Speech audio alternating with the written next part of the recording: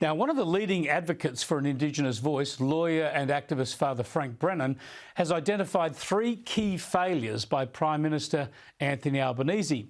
Brennan, like me, served on a voice advisory group under the Morrison coalition government. I asked him why he chose to make these criticisms now. I've done that, Chris, because I don't think Aboriginal Australia should have to suffer for mistakes made by the Prime Minister.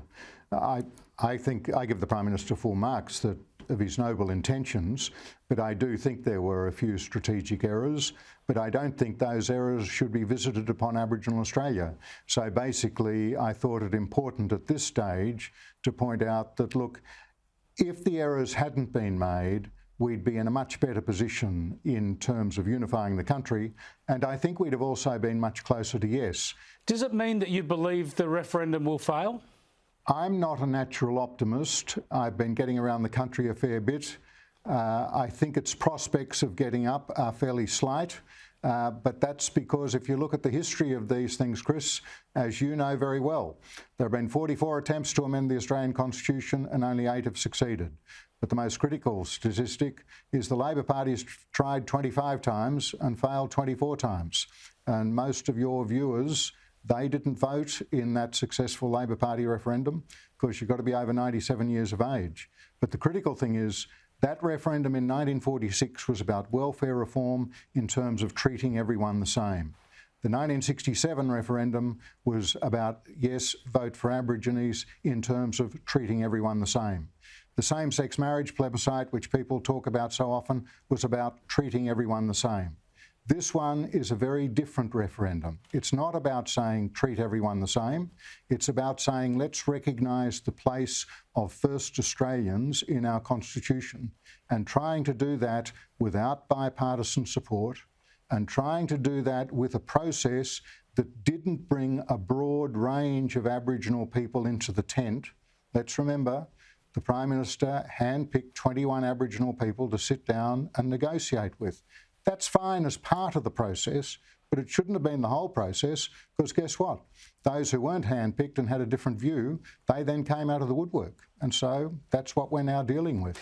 In terms of whether or not it'll get up, I think all of those things have put extra lead in the saddlebag. And let's put the lead aside and let's see if we can get to the finish. Yeah, that's 2 of the criticisms you've made of Anthony Albanese, not doing enough to get that bipartisan support and not doing enough to get a broad consensus of Indigenous support. The third criticism you make is one that I've been making for a year or more, I suppose, and that is that the government needed to put more detail into the public debate about how it would legislate a voice, what model it would legislate if yes got up. I'll get your thoughts on that in a moment, but first, let's see the counter point of view put earlier this week by broadcaster and Yes campaigner Ray Martin.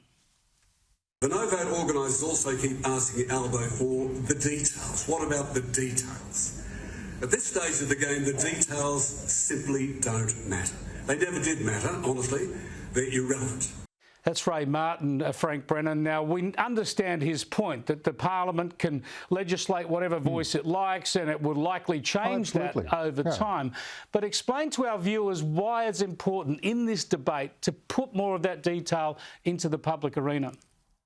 Sure. First of all, a big shout out to Ray, and I think the world of Ray, and so wonderful that he's out there urging people to vote yes. As to why detail in this case, Chris, you and I know very well. We were on the Karma Langton committee, weren't we? We spent 2 years looking at co-design. And as Marcia Langton, who chaired our committee with Tom Karma, made very clear in 2021, most of the 52 people, most of whom were Indigenous, who sat around those 3 tables, they said, look, you've got to legislate this first. There have been genuine practical questions. Well, hang on. How will this voice complement bodies such as the Coalition of Peaks or in the health field? How will it complement the National Aboriginal Coalition of Controlled Health Organisations? Those sorts of questions, people wanted practical answers in order to be able to say, yep, I'd want to give the tick to that because I think it'll make a difference, or I think it won't divide the country, or I think it will help in local and regional communities. So I think it's for that reason. And I think Noel Pearson was dead right. You'll remember he gave that very solemn speech in the National Museum on St Patrick's Day 2021, where he listed all the great leaders of Australia, Labor, Liberal, Aboriginal, non-Aboriginal, and said, what would they ask of us now? And he said they'd ask three things. He said, we don't want it legislated at this stage, but we do need to design it. And then he said, let's learn the lesson from the same-sex marriage debate. Let's get out there, draw up an exposure draft bill, put it to one side. It may or may not be passed in the future, but it will explain to everyone what we're talking about. And that's why I think people like Murray Gleeson, who was Chief Justice of Australia, served on the Referendum Council, very clearly said we need to legislate it first. And of course, Bill Shorten, when he was Leader of the Opposition, 2018, closing the gap. Labor elected, we will legislate the voice first. So it's been the call for detail all along, and that's why I thought it was important. Yeah, it is, of course, too late for that detail now. I think Labor didn't want to put it out there because they figured that the opponents would attack in the micro, but because it's not out there, they can attack anything they like because there's nothing to rebut it with. Sure. Tell us, Father Frank Brennan, after decades operating in the human rights space and working for Indigenous reconciliation in this country, what will the outcome be on October the 15th for the country and for the process of reconciliation if the referendum fails? I think reconciliation will go backwards, and I think race relations will go backwards. And that's why, Chris, I constantly say, whatever the shortcomings of process, whatever the imperfections of wording, we're far better off having something in there in the Constitution which is a real starting point to the next stage of race relations in this country.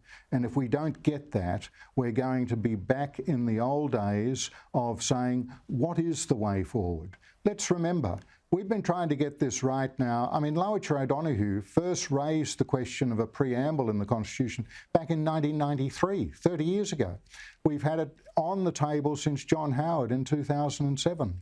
Now, as I say, it mightn't be perfect, but we've got to try and get something up so that we can get started with a new start for the country and a fresh start, particularly for Indigenous Australians, the new breed of Indigenous leaders who want to get out there and say we want to work on this together.